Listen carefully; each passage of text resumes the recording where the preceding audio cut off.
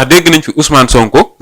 mu taxaw ne man maay kilifa wu Ousmane Diagne bi yor ministère de la moom te lu ma ko wax lu ma ko wax ne da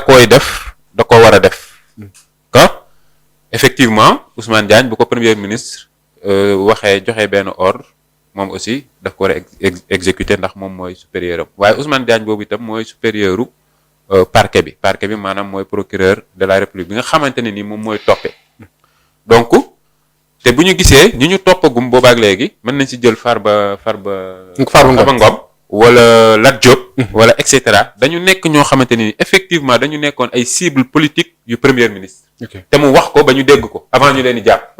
wax nañ ko fii keroog bu yàggul dara avant ñuy tuumal dara Farba Ngom premier ministre dafa dem Agnam ne waa Agnam maa ngi leen di garantil ne kii dootul bokk ci élection loolu mooy kii danañ ko jàpp danañ ko juger danañ ko jël ci moom ay droit civique xam nga loolu bu ko premier ministre bi nga xamante ne nii mooy njiitu